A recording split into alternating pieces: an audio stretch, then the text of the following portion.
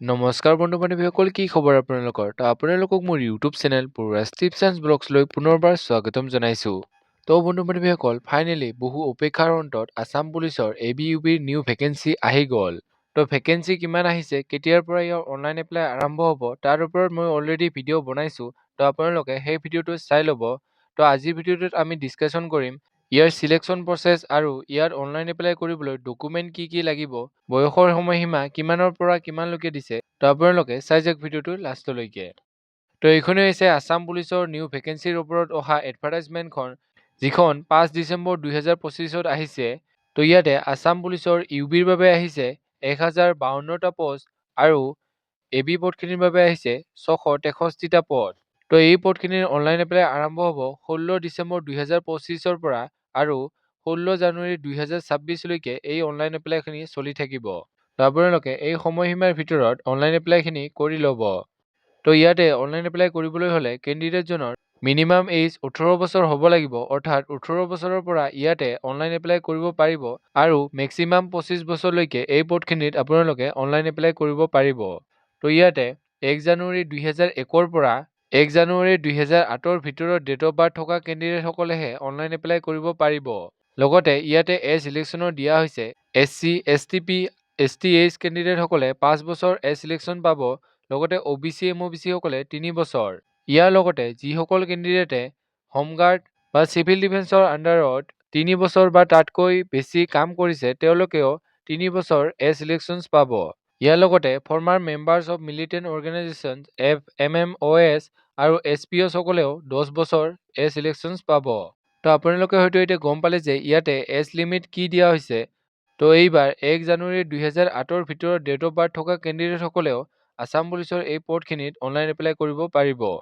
এই আছাম পুলিচৰ পদখিনিত online apply কৰিবলৈ হ'লে কেণ্ডিডেটজন ভাৰতবৰ্ষৰ নাগৰিক হ'ব লাগিব আৰু লগতে তেওঁ অসম ৰাজ্যত বাস কৰা হ'ব লাগিব। লগতে কেণ্ডিডেটজনৰ SC, ST, OBC, MOBC certificate থাকিব লাগিব। অৰ্থাৎ কেণ্ডিডেটজনৰ নিজৰ কাষ্ট চাৰ্টিফিকেটসমূহ থাকিব লাগিব। কাৰণ কাষ্ট চাৰ্টিফিকেট থাকিলেহে আপোনালোকে নিজৰ কাষ্টৰ বাবে ৰিজাৰ্ভেশ্যন থকা পষ্টসমূহৰ লাভ উঠাব পাৰিব। যদিহে কোনোবা candidate SC, ST, OBC, MOBC কেটেগৰীৰ হয় কিন্তু তেওঁৰ কাষ্ট চাৰ্টিফিকেট নাই, তেন্তে সেই কেণ্ডিডেটজন জেনাৰেল কেটেগৰীত পৰিব। যদিহে আপোনালোকে নিজৰ কাষ্টৰ ৰিজাৰ্ভেশ্যনসমূহ লাভ কৰিব বিচাৰে, তেন্তে কাষ্ট চাৰ্টিফিকেটখন বনাই ল'ব।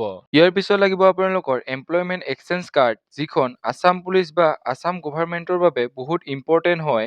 যদিহে আপোনালোকৰ এই কাৰ্ডখন নাই, তেন্তে অতি সোনকালে এইখন বনাই লওক। চতুৰ্থতে, কেণ্ডিডেটজন ভালদৰে অসমীয়া ক'ব পৰা হ'ব লাগিব। এইখিনি হৈছে ইয়াৰ ইলিজিবিলিটি ক্ৰাইটেৰিয়া। এতিয়া আহিছোঁ ইয়াৰ এডুকেশ্যন কোৱালিফিকেশ্যনলৈ। ইয়াতে যদিহে আপোনালোকে আছাম পুলিচৰ ইউবি পদখিনিৰ বাবে অনলাইন এপ্লাই কৰিব বিচাৰে, তেন্তে আপোনালোকে 12 পাছ অৰ্থাৎ HS পাছ কৰা হ'ব লাগিব। আৰু যদিহে এবি পদখিনিৰ বাবে অনলাইন এপ্লাই কৰিব বিচাৰে, তেন্তে SSLC বা 10 পাছ কৰা হ'ব লাগিব। অৰ্থাৎ যদিহে কেণ্ডিডেটজনে অকল 10 পাছ কৰিছে, তেন্তে তেওঁ এবিৰ বাবে অনলাইন এপ্লাই কৰিব পাৰিব। আৰু যদিহে কেণ্ডিডেটজনে HS পাছ কৰিছে, তেন্তে তেওঁ ইউবি, এবি দুয়োটাতে অনলাইন এপ্লাই কৰিব পাৰিব। এতিয়া আহিছোঁ এই পদখিনিত অনলাইন এপ্লাই কৰিবলৈ আপোনালোকৰ হাইট কিমান হ'ব লাগিব। জেনাৰেল OBC, MOBC মেইলৰ 162.5 চেণ্টিমিটাৰ আৰু ফিমেলৰ 154 চেণ্টিমিটাৰ। STP, STH সকলৰ মেইলৰ 160 চেণ্টিমিটাৰ আৰু ফিমেলৰ 152 চেণ্টিমিটাৰ। আৰু লগতে ইয়াতে মেনৰ বাবে অৰ্থাৎ মেইলৰ বাবে চেছ বিচৰা হৈছে। General OBC, MOBC, SC, STP সকলৰ নৰ্মেল চেছ বিচৰা হৈছে 80 চেণ্টিমিটাৰ আৰু এক্সপেণ্ডেড 85 চেণ্টিমিটাৰ। STH সকলৰ নৰ্মেল 78 চেণ্টিমিটাৰ আৰু এক্সপেণ্ডেড 83 চেণ্টিমিটাৰ। ইয়াৰ ফিজিকেল ইফিচিয়েঞ্চি টেষ্টত ক'ত কিমান নাম্বাৰ আছে, অৰ্থাৎ কিমান দৌৰিলে কিমান মাৰ্ক, কিমান জঁপিয়ালে কিমান মাৰ্ক, তাৰ ওপৰত অলৰেডি মই ভিডিঅ' বনাইছোঁ। আপোনালোকে সেই ভিডিঅ'টো চাই ল'ব। এতিয়া আহিছোঁ ইয়াৰ অনলাইন এপ্লাই কৰিবলৈ কি ডকুমেণ্ট লাগিব। প্ৰথমতে ইয়াতে ডকুমেণ্ট কি লাগিব সেইখিনি জনাই দিছোঁ আৰু তাৰপিছত ইয়াত কি মিষ্টেক নকৰিব আপোনালোকক জনাই দিছোঁ। প্ৰথম আৰু মষ্ট ইম্পৰ্টেণ্ট ডকুমেণ্টখনেই হৈছে এমপ্লয়মেণ্ট এক্সচেঞ্জ নাম্বাৰ বা এক্সচেঞ্জ কাৰ্ড। ইয়াৰ পিছত লাগিব আপোনালোকৰ হাইয়েষ্ট কোৱালিফিকেশ্যনৰ ডিটেইলছ।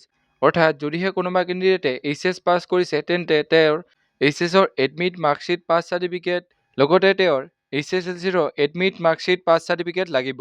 ইয়াৰ পিছত লাগিব আপোনালোকৰ কাষ্ট চাৰ্টিফিকেট বা কেটেগৰী চাৰ্টিফিকেট। অৰ্থাৎ আপোনালোকৰ যি SC ST OBC চাৰ্টিফিকেট আছে সেইখন লাগিব।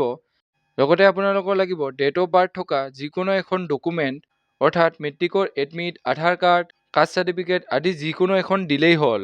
ইয়াৰ পিছত লাগিব আপোনালোকৰ আধাৰ কাৰ্ড বা আধাৰ নাম্বাৰ, যিটো আপোনালোকে ভালকৈ শুদ্ধকৈ দিব লাগিব, কাৰণ এইটোৱে হ'ল আপোনালোকৰ ID প্ৰুফ। তো ইয়াতে C আৰু D নাম্বাৰৰ যি পাৰ্মানেণ্ট ডিষ্ট্ৰিক্ট আৰু জেণ্ডাৰৰ কথা কৈছে, তো সেইখিনি আপোনালোকৰ ID প্ৰুফৰ যিকোনো ডকুমেণ্টতে মেনশ্যন কৰা থাকিব। তো ইয়াক লৈ আপোনালোকে টেনশ্যন কৰিব নালাগে।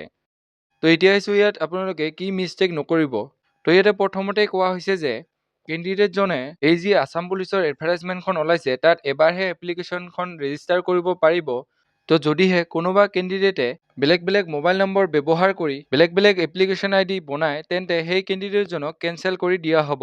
ইয়াৰ লগতে কেণ্ডিডেটজনে তেওঁলোকৰ মা দেউতাৰ নামসমূহ HSLC চাৰ্টিফিকেটসমূহত যেনেদৰে আছে তেনেদৰে অনলাইন এপ্লাই কৰোঁতে দিব। তো এইখিনি আছিল ইয়াৰ অনলাইন এপ্লাই কৰোঁতে বিচৰা ডকুমেণ্টখিনি। যদিহে কিবা আপোনালোকে বুজি পোৱা নাই তেন্তে কমেণ্ট কৰি জনাব। তো ইয়াৰ চিলেকশ্যন প্ৰচেছটো 3টা পৰ্যায়ত হয়, আৰু সেই 3টা হ'ল physical efficiency test, written test আৰু ভাইভা বা অৰেল টেষ্ট। তো ইয়াৰ physical efficiency test, written test, oral বা ভাইভা টেষ্ট, একাডেমিক মাৰ্ক ক'ত কিমান আছে তাৰ ওপৰত মই অতি সোনকালে এটা ভিডিঅ' বনাই আছোঁ। তো আপোনালোকে চেনেলটো ছাবস্ক্ৰাইব কৰি থ'ব। তো এইখিনি আছিল আজি ভিডিঅ'। তো যদি ভিডিঅ'টো চাই ভাল পালে তেনেহ'লে লাইক কৰিব, কমেণ্ট কৰিব, বন্ধু বান্ধৱীসকলৰ লগত ভিডিঅ'টো শ্বেয়াৰ কৰিব, যাতে তেওঁলোকে ইনফৰমেশ্যনটো পাব পাৰে। তো আজিলৈ ইমানেই। জয় হিন্দ, জয় অসম।